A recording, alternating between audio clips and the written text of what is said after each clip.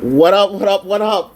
We are back for another episode of Pete's Corner. I know it's been a long time, but I am your host, Peter Soprano. And right out there, you also see him out there, is D-Money Drizzy Dre. What's going on, people? And we are back to talk a lot of shit. Like, listen, we haven't been talking to you guys in a long time since sports are pretty much shut down. So, what?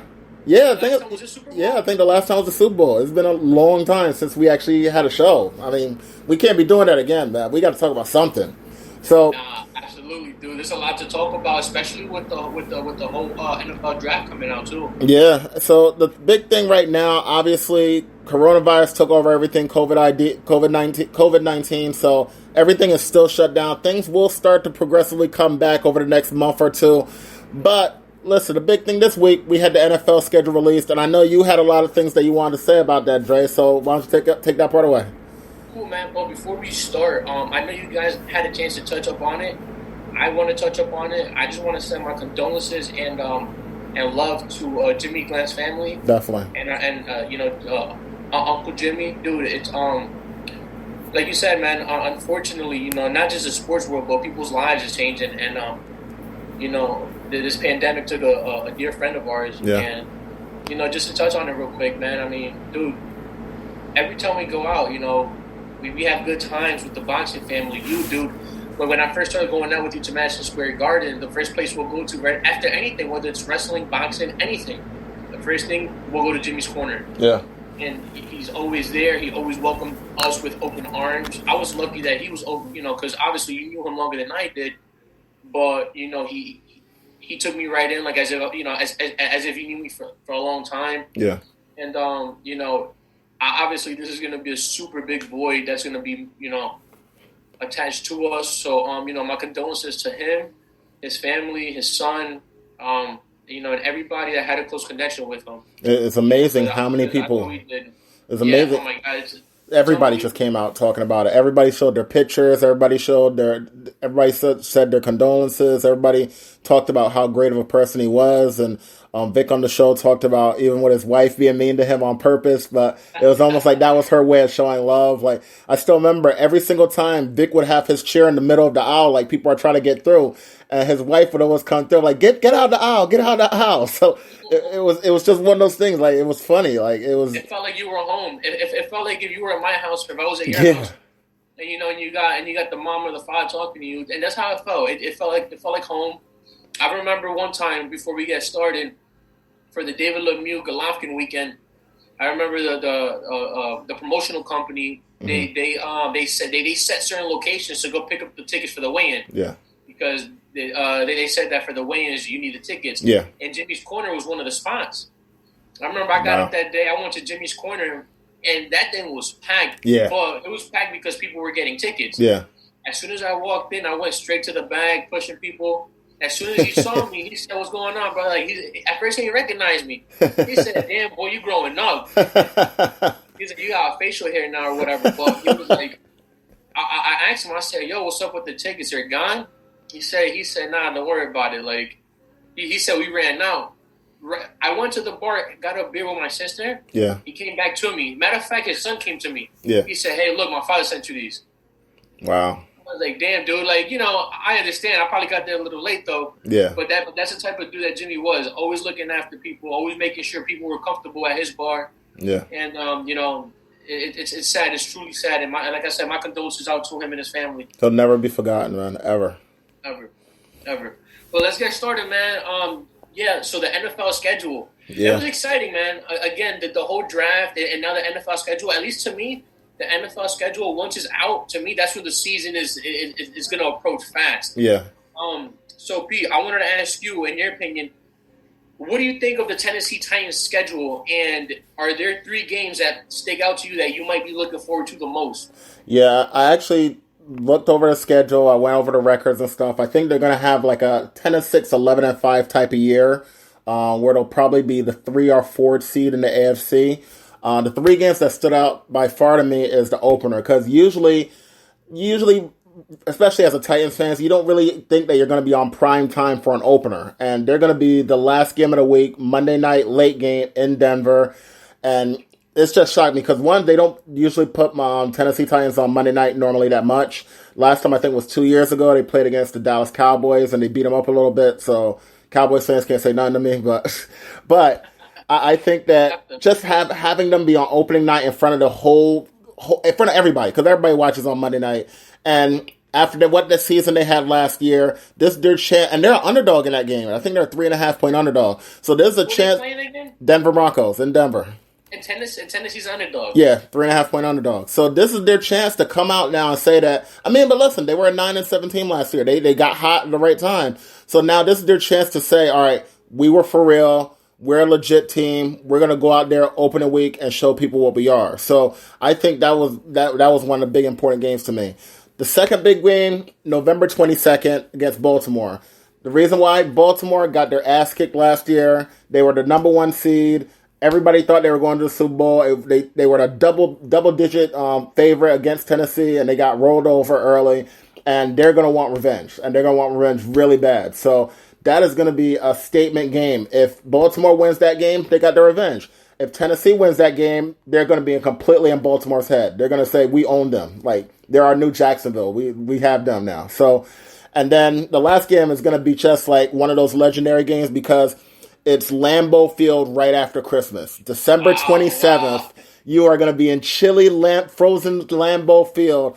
And that, to me, that type of game is one of those games that if you can get tickets to, that's a must go to. Like, I'm going to look up and see if I can find tickets to go to Green Bay for my first game and see if I can go to that game. That's one of the unbelievable things that everybody, I think, should try to experience as a football fan, is a game at Lambeau Field. And to have it be right around Christmas, that's just literally the icing on the cake. So, obviously, you're a Steelers fan. What do you think for your 3 games for the week? Not for the week, but for the year. For the year, actually, I'm pretty comfortable with the schedule. I actually like how, it's funny you say that. So we're both going to share primetime games. So that same evening, the Pittsburgh will start off at 8:00, and then you guys will follow right 7:00. They got to do it early. Yeah, that's right. You're 7. Right. Now, that's not one of my games though, but I am interested in that game just for the simple fact that we're going to get Big Ben back, and that's going to tell us right off the bat, okay, we're just, elbow at, whatever. That's not going to be an easy game, but that should be a game that we should win. So I'm okay with the first couple games of the schedule. But my first game that I'm actually looking forward to out of the 3 is your team, Tennessee Titans. The reason for that is because, in my opinion, Tennessee Titans is easily one of the top 3 teams in the AFC. To me, that is going to be the team that if we could go to Tennessee and give them trouble and beat them in Tennessee, that's going to say a lot as far as where Pittsburgh stands with Big Ben Roethlisberger. Now, if we shit the bed or whatever, that's a different story. But to me, that game is a measuring stick as far as where Pittsburgh is going to go throughout the season and the postseason if they make it there. Yeah. The second game I'm looking forward to the most, it's the Thanksgiving Day. Baltimore, 8 p.m., dude. I mean, honestly... Somebody's going to get hurt that game, Somebody's going to get it. Hey, listen, thank God we're not playing, what's his name, Burfict. Oh, man. That guy tries to hurt people for real. That guy. But no, it's a division game. It's Thanksgiving Day, especially with everything going on right now, man. Yeah. To me, there's nothing better than, being home on Thanksgiving. Not only watching football, but watching your team play primetime at 8:00 at night. Dude, to me, this is going to be big for me. I'm looking forward to watching it and spending time with the family. So that's a big plus for me. Of course. And then the third game that I'm looking forward to the most is the Dallas Cowboys. All right. That's week 9. Week 9 in Dallas. Yeah. I'm looking forward to that one the most because, again, people love to hype up Dallas so much. And they're America's team, blah, blah, blah, whatever. And and when I was looking at the spreads, Pittsburgh was the underdog in that game. Yeah. That, to me, that's a game that we should go and dominate if we want to make a statement, because whether we agree with it or not, a lot of people now with certain additions to the Dallas Cowboys team. Yeah. You're looking at Dallas Cowboys as contenders now, not just for the playoffs, but for like a late playoff run. Mm-hmm. So if we could go ahead into Dallas and take care of business there too, then to me that's gonna not just make a statement for the for the NFC conference, but just for the whole league in general. Yeah. So those are the three games I'm really looking forward to the most. How do you not pick the one with Myles Garrett? Yo, we want to see what he's gonna do the first game Ah, back. and you know what? That's week 17. And if Yeah. I gotta touch on that real quick though, again, division game that's gonna be tough. You never know, man. If with the new coach with the Browns, Yeah. if they're looking at playoff contention and vice versa for Pittsburgh, that Week 17 game could be chippy between the Browns and Pittsburgh, and we play in Cleveland, so that should be fun though. Yeah, that division is always the chippiest in all of the football. You got Cincinnati hating each other, you got Cleveland hating each other, you got Pittsburgh, and you got Baltimore. Every single one of those teams literally hate each other. So And that let is. me ask you something. How do you think how do you think Burrow's going to do in that division? I think his first year is going to be a little rocky. I think he's going to have to get adjusted to the intensity of all the battles in the division. That's not something that is normal. Like, I think when normal quarterbacks go into their team, one, they're eased into their situation. He's not. He's going to be starting game one because they already dropped Dalton. And two, like I said, that division is more chippy than any other division, so it's going to be more physical than any other division. So I think it's a little bit different being thrown into that from game one than it is from another division being thrown into game one. And it's either going to help him a lot because he'll learn a lot fast, or it may stunt his growth. But we'll have to see. And he's going to be dealing with some of the best pass rushers in the league and some of the best defense in the league. So, I'm looking forward to it. I'm personally a fan of the kid. Yeah, It's hard not to like him. I like him a lot. yeah. But we're just going to have to wait and see and see how that plays out. All right. Now, I wanted to ask you too, with the whole pandemic going on, do you see everything going on affecting how fans will attend games, whether it's East Coast, West Coast, or in general? I honestly think it'll be tough for me to see fans unless they make some changes to the stadium where it's like one out of every three seats.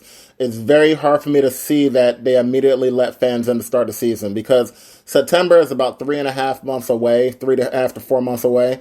And to me, that's very close to put 70,000 people together like that. So I just find it hard to believe. But I know that the NFL has some things in place that may be able to help out with that. So, for example, if the NFL season is delayed at any point, they can actually shift the first 4 weeks to the final 4 weeks. And Right. if you look at week two, the person that you play in week two has the same bye as you.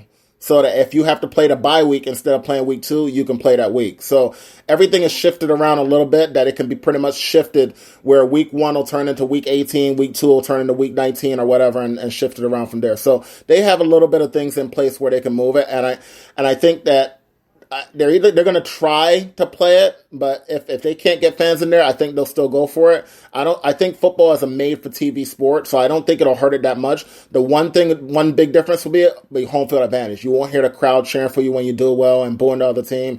But I think that is a made for TV sport. So in terms of actually playing the sport, I think it'll be no problem with playing with no fans.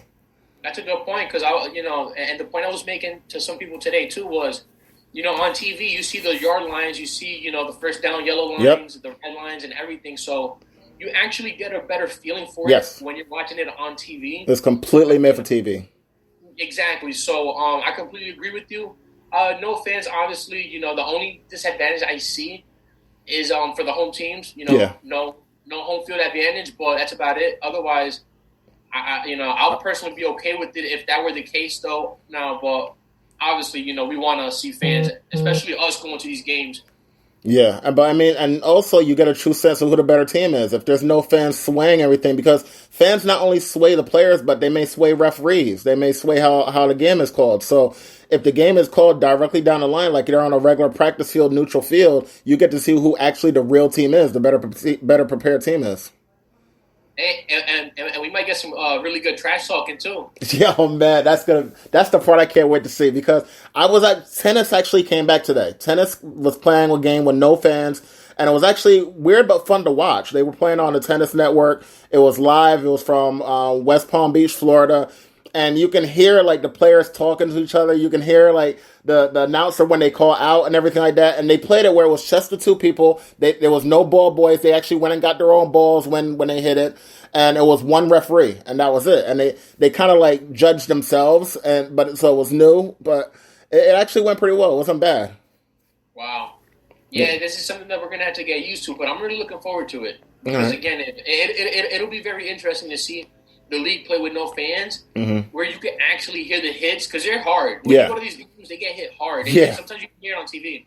They get hit super hard and they trash talk a lot. Oh yeah, they that's do. Something it's something new and fun, you Mm-hmm. know, and it's something to keep an open mind about, Yeah. just in case we do get no fans in the near future. I think this is actually the best time for them to mic up players.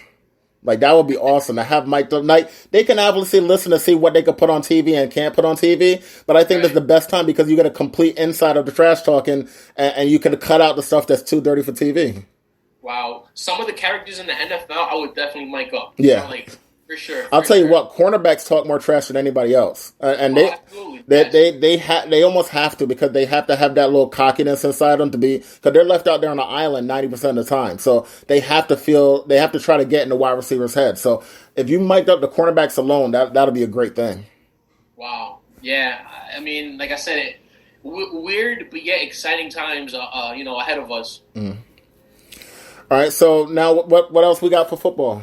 All right. So for football, let's talk about some of the future bets we got going on. So who are your top 3 teams according to the current odds right now to win the Super Bowl? Obviously we looked through them already. Now, who do you got for your top 3? So one of the teams that you actually mentioned earlier, I think will be in at least the NFC Championship game, and that's the Dallas Cowboys. Okay. I looked over their entire roster after their draft, and they literally don't really have any big holes to fill. Their offensive line is above average and solid. You got Zeke, who's an all-pro running back. You got, and obviously Cooper got 1,100 yards last year. Michael Gallup got 1,100 yards last year. You're throwing in the guy that I consider the best wide receiver in the draft, CeeDee Lamb, who I think could get 1,000 yards. You replaced Jason Witten, who I didn't think was actually good. He's a good mentor, but I don't think in terms of catching the ball and being athletic on that team, he didn't fit. So they actually replaced him with somebody in Blake Jarwin, who I think is actually better than Witten was. And that offense is going to be pretty much unstoppable. So then you flip it to the other side of the defense, and you got people like Clinton Dix and Xavier Woods at safety.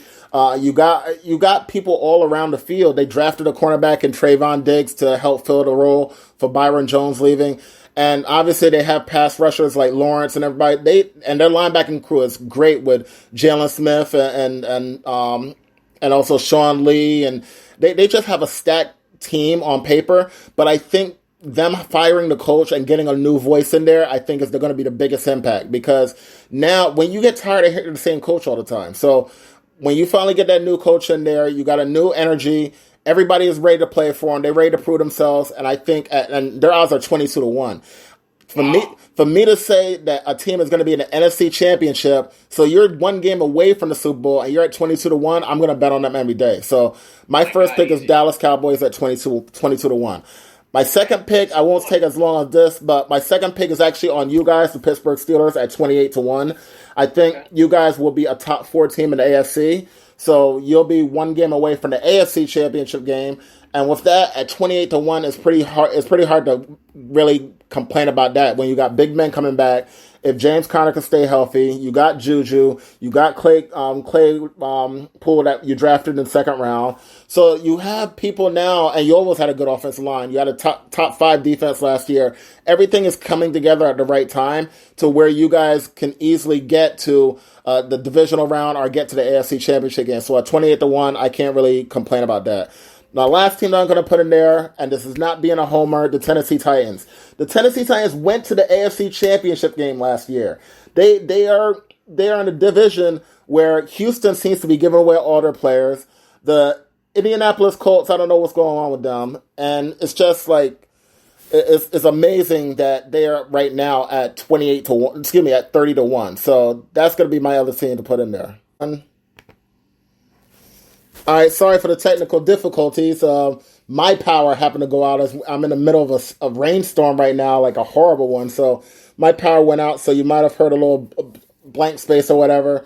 If you're watching on YouTube, obviously we're starting it over, so it'll be a part 2.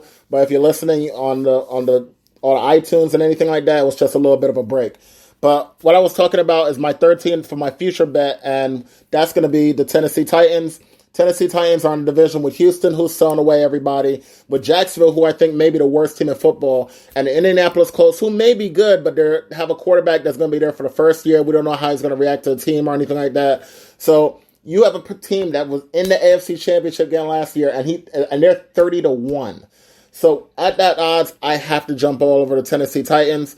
So my 3 picks: Dallas Cowboys at 22-1, Pittsburgh Steelers at 28-1, and the Tennessee Titans at 30-1. And I will remind you that I hit with the Washington Nationals in baseball. I hit with everything. I hit with the KC Chiefs in football. So I'm pretty good with future bets. But with that, I'm going to send it to you for your future bets, Ray.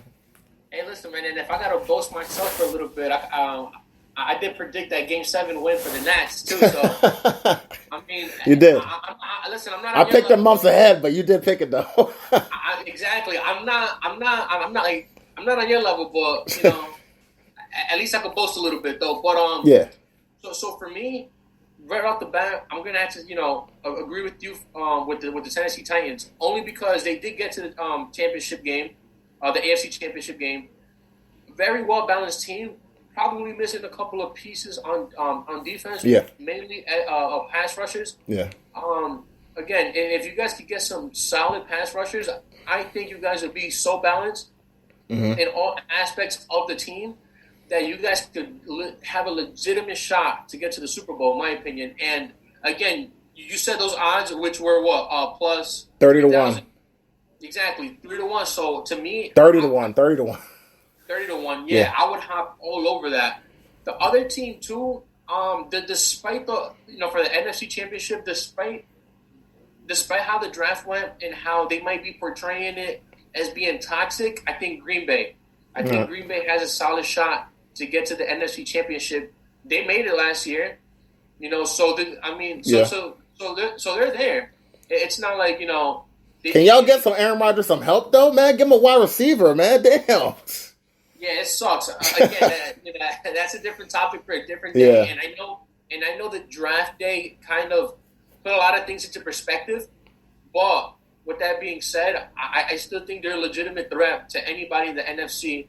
And if they could just work on a couple of certain things and certain mistakes that they're so used to doing, I think they could get to a Super Bowl as well. And again, when you got Aaron Rodgers at quarterback, he could definitely make it happen. Yep. And then the other team too, the odds aren't crazy. They're plus 900, but I'm gonna have to go San Francisco from the NFC. Okay. Again, another very well balanced team, and obviously, I mean, they made it to the Super Bowl. They had a good lead against Kansas City, but everybody knows when Kansas City starts firing off on all cylinders, it's very hard to slow down. It doesn't matter how good your defense is. Run the ball, Shanahan. Run the ball, man. Damn. Exactly. I mean, listen, they literally had the Super Bowl in their back pocket. Now, this might come to bite me in the future because we know how good those Super Bowl hangovers are. Yeah. But San Francisco is into LA Rams. I think they're gonna come back and have another good season. They got a good quarterback in Jimmy G. Yeah. And I think that with those odds, to me, it's safe bet. That's a tough division this year. Yeah. Oh my God. Hey, listen, I almost picked Arizona. Personally, I'm looking forward to. I mean, I know we're not talking about it though, but if I had to pick a team that I'm looking forward to the most, it's Arizona. To see how Kyle Murray does his second year, especially with the addition of DeAndre Hopkins. Yeah, in my opinion, the best wide receiver in the game. I agree. It's gonna be insane.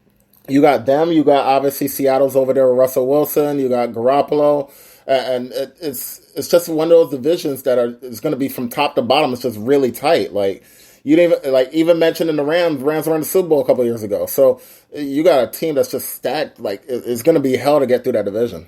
Yeah. I mean, and that's what we want as fans. That's what we want, competitiveness. But just like you said that you were good with predicting, I've been good with predicting. We also picked the winners of the Royal Rumble. You picked Charlotte Flair to win. I picked McIntyre to win the men's. So with that said, one of the things that we want to start getting into a little bit more while there's not much sports going on is a little bit more WWE, and we could fit AEW and NXT and all that stuff in there. But this weekend, the Money in the Bank. And I actually consider this, I know it's not really in the main 4 pay-per-views. I consider it probably the 3rd best pay-per-view It's becoming. because you got, in my opinion, number 1 is the Royal Rumble. Because Royal Rumble is the most fun. That's when they bring the surprises out and everything like that. Then obviously it's WrestleMania because that's the big matches, but it's more of like a reward for what you've done all year. I think Money in the Bank is number 3. The reason why I think it's number 3 is, one, is usually pretty good matches, but the main thing is that whoever wins the Money in the Bank match is about a 90% chance they will be the new heavyweight champion.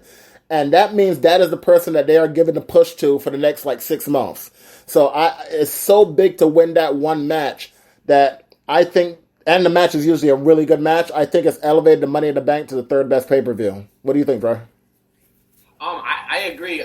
Personally, in my opinion, I think Money in the Bank is right up there, alongside the Survivor Series, the Royal Rumbles, the WrestleManias, the SummerSlam. To me, those are my top 4 pay-per-views of the year. Yeah. Because, like you said, Money in the Bank, it sets up prospects. Yeah. Heels, faces, to make a name for themselves. And it gives them an opportunity to elevate the career and skyrocket it. Now, we've seen the ball drop on some of these briefcases. Yeah, I think it's 2 or 3 times that they've lost. That's it. But the majority of the time, we've seen careers skyrocket because of it.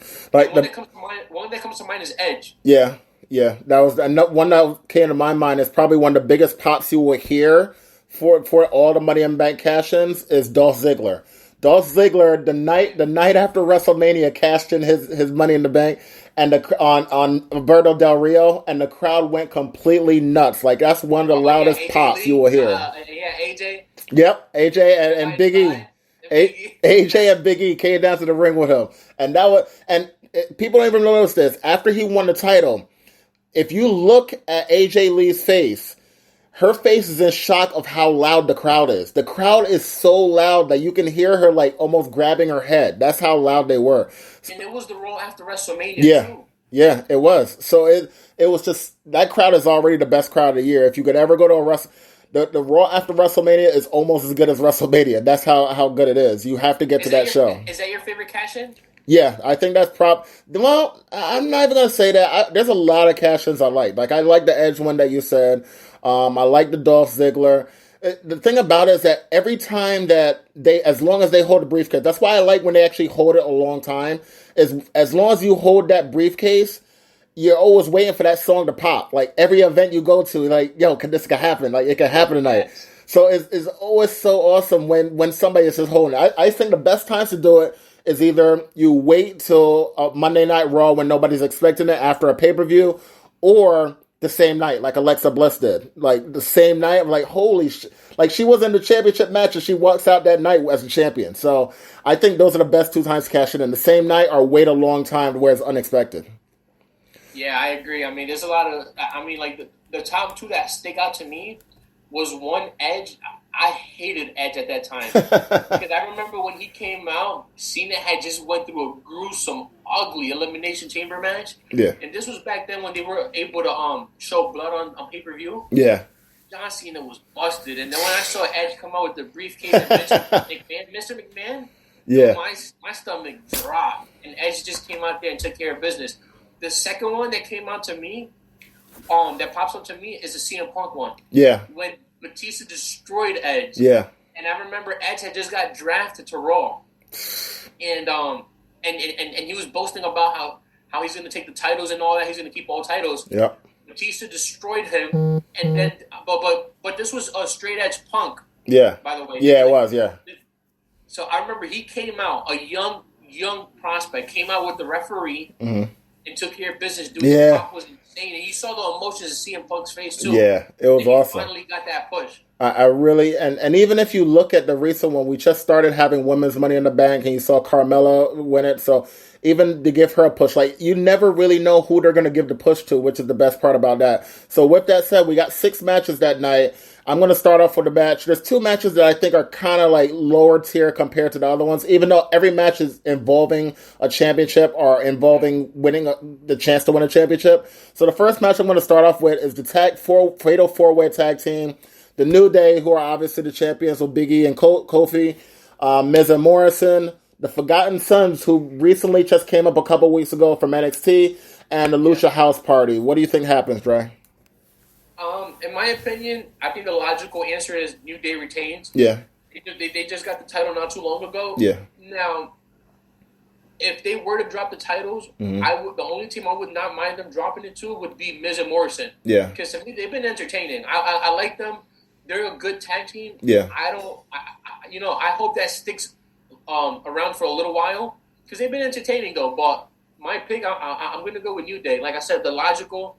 They just won the title, so I think they're going to have I'll say a lengthy run, but they won't lose it at Money in the Bank, in my opinion. I mean, now they're the 8-time tag team champions. There's one team that's a couple title reigns behind them, and they're not in this match. So I think the New Day is going to hold on to that, and then eventually have a tag match against that team, the Usos, and they've had probably one of the best rivalries in the tag team sport. So I think the New Day is going to also retain the top belts. Other championship match for the women's championship: Bayley versus Tamina. I listen. I understand what they're doing with Bayley. They're giving her the long run, the long push. I'm just not a big fan of her, but I don't see Tamina being the one to take it from her. I mean, if they do, I'll be a little shocked and maybe a little happy about it, but I got to think Bayley retains the belt here. What do you think? I agree with you. I think Bayley retains. Tamina, honestly, again, I have a hard time seeing her win the championship. Yeah. But the main reason I'm leaning towards Bayley, no, why I'm picking Bayley is because I think they're going to try to set her up against Sasha Banks at SummerSlam. Yeah, I agree with that. And obviously, now would be the wrong time. Well, it'll just throw things way off. Yeah. But with that being said, Bayley's winning this one for sure. All right, so now the next match is actually a little bit weird where I'm not completely sure which way I should really go. I have my pick, but I'm not confident about it. Drew McIntyre, the heavyweight. Wait, which one is this one? Drew McIntyre versus Seth Rollins. That's what I'm going with. So I'll let you pick first, and then I'll give my reasoning for mine. I'm going to say Drew retains. Mm-hmm. Now, Drew's going to retain, but I think there's probably going to be like a screwy finish. Yeah. Where they're just going to drag this feud. I could see like a DQ on Seth Rollins' part. Yeah. Where obviously like he'll stand tall, but Drew McIntyre retains or whatever though. But I don't see titles swapping hands. I think Drew McIntyre retains this one. I honestly, I mean, I can see, obviously, they love Seth Rollins. He's the face of Monday Night Raw, and I can see them giving him the title. However, Drew just got his title at WrestleMania. This was his reward for what he's done all year, and he's been great all year. I don't see them immediately letting somebody else take the title from him immediately. I think it's one of those things where, like you said, maybe a disqualification or something like that, and I think they'll fight again, maybe by SummerSlam, and then Seth will beat him. But I think they have to give McIntyre at least a little bit of a reign where he's not going to give away the belt a month away from WrestleMania where he just won it. So I'm gonna also go with Drew McIntyre. We gotta find something to disagree on, man. All right, so yeah, I know. It's a little bit. You know what? The matches we're talking about are kind of predictable. Again, but it's WWE, so we could be wrong. All right, so I have a feeling we're gonna disagree a little bit here. So next match is gonna be the other big title match. As the Wyatt family reunion has happened, we got Braun Strowman versus Bray Wyatt. So, and they didn't say actually the Fiend; they said Bray Wyatt. So that's the part that's the one that's a little You always got to look for that. So, what do you think happens in that one, Dre? All right, so this was very interesting. At first, I was leaning towards Bray Wyatt because he just got the title. Right? Yeah, he just beat Goldberg. But you mean to Braun? You mean? Braun. Right? Yeah. You said Bray. Bray. Oh, Braun. I'm sorry. Yeah. Braun just won the title. Yeah. And I wasn't going to lean towards him. Yeah. But I'm going to have to say Bray Wyatt, Mr. Rogers, take this one. The reason I think he takes this one, again, maybe I'm overthinking it, is just because Braun Strowman wasn't supposed to win the title. The reason he won the title was because Roman Reigns backed out. Yeah, he's a fill-in. So the WWE probably had different plans for Braun Strowman. In my opinion, I think they dropped the ball with him. And right now, Bray Wyatt is hot. Whether it's Mr. Rogers or The Fiend or whoever, he's hot right now. Yeah. I think they realized they dropped the ball with him. Well, they didn't drop the ball with The Fiend. I think they did a little bit. A little bit. But they picked it back up at WrestleMania. Yeah. I don't think they could afford to screw it up twice. I think that they should put the title on Mister Rogers. I I wouldn't be surprised if Braun wins and then the Fiend appears and then they'll drag that out. Yeah. Whereas Braun Strowman versus the Fiend later on in the future. Yeah. But I think Bray Wyatt wins the title on Sunday.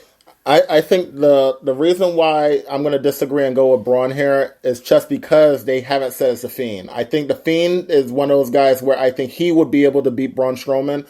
I don't think Mr. Rogers can beat Braun Strowman. And I think that this is where Braun may flex his muscles a little bit. And then, kind of like what I said with the Drew and Seth, maybe the next pay-per-view he'll come back as the Fiend and he'll win the title. But I I think, can see that. yeah, but I think with him it's just normal Bray Wyatt. I have to think that Braun Strowman keeps the title. But like you said, like you said, Braun Strowman was not supposed to be the champion, so they may decide to take it away from him. So I wouldn't be surprised if that happened. But I think they're going to give him maybe one more pay-per-view before that does happen.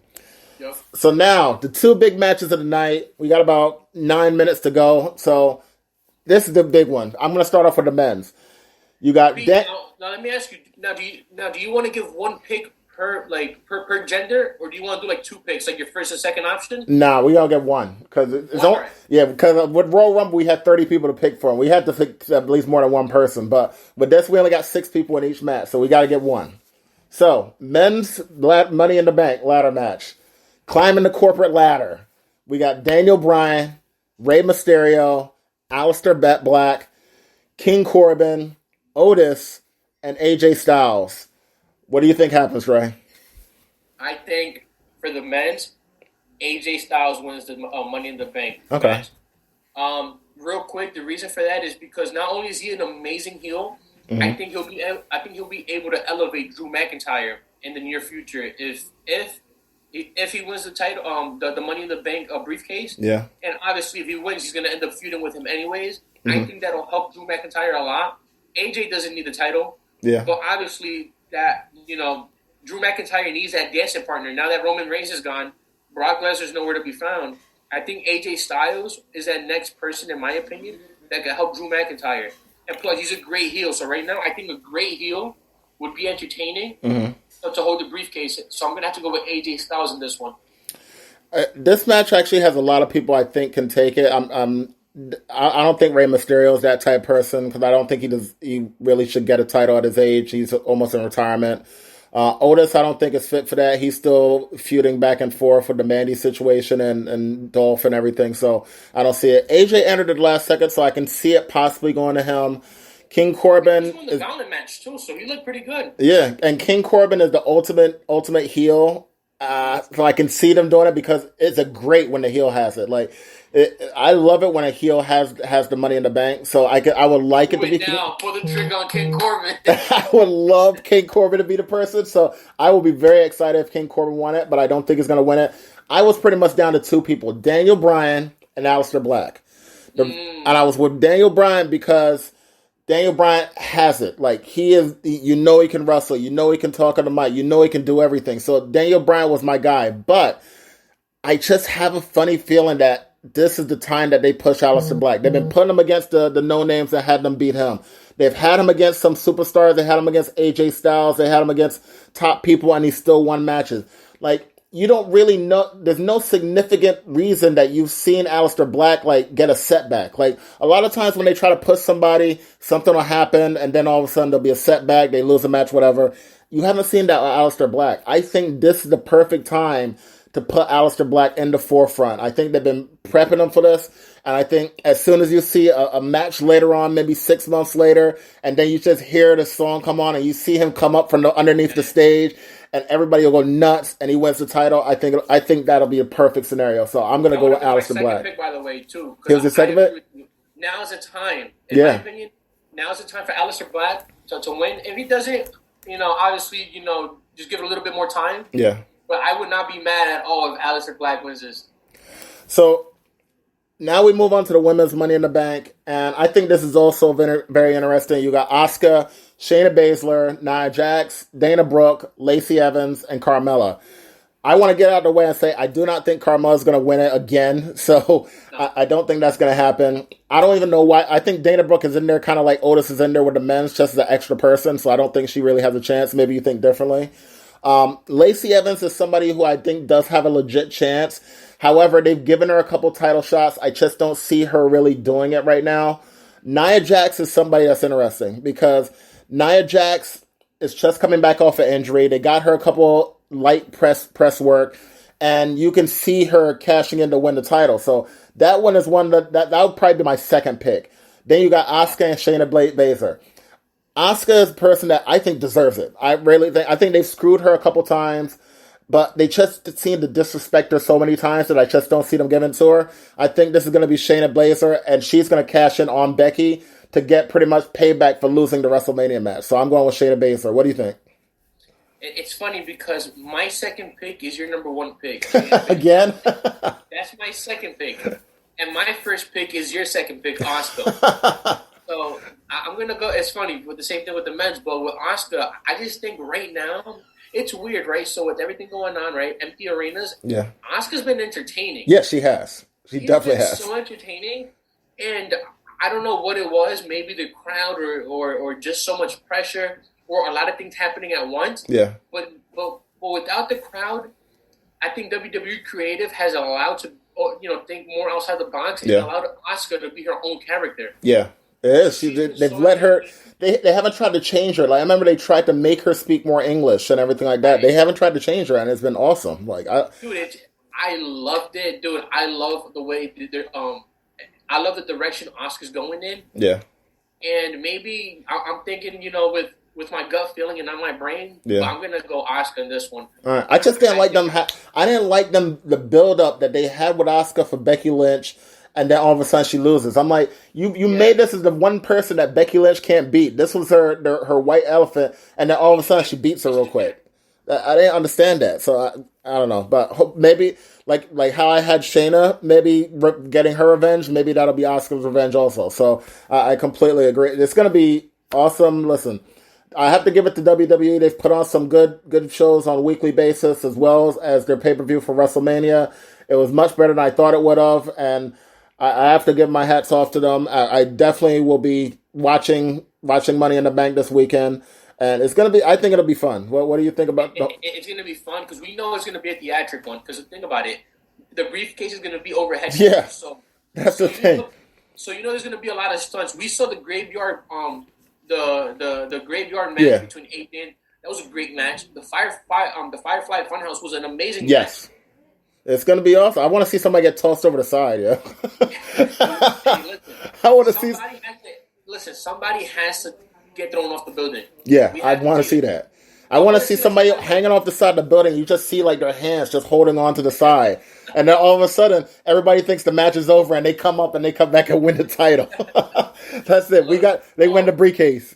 Well, one thing I know for sure is that this match is already pre-recorded. Yeah. From my understanding, the matches at the performance center will be live. Yeah. But the actual Money in the Bank matches. Yeah. And it's gonna be simultaneously. So the Money in the Bank women's and men's match is gonna be happening at the same time.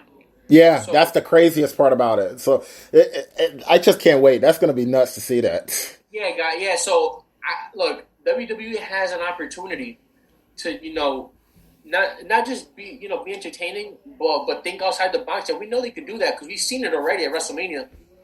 If they do it again, I think that they could get out of this hole that they're unfortunately in because their viewership is at an all-time low. Yeah, it's bad. And it's not just them; it's also AEW. Yeah.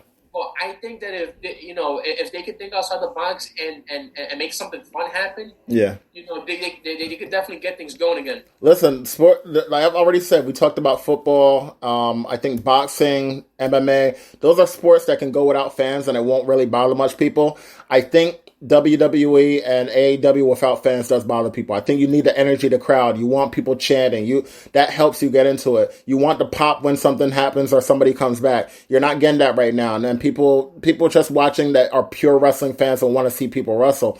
So I think that's going to kill the viewership. But with that said, before Zoom cuts us off, we want to just thank everybody for watching. Thank everybody for listening on Spotify and on iTunes and everything. And like I said, we're going to try to do this a little bit more often and talk about more of the wrestling or whatever is on and try to help you out guys with future bets, whatever it's about. So with that said, I'm Peter Soprano, D Money Drizzy Dre, And we'll see you guys hopefully next week, guys. Peace out.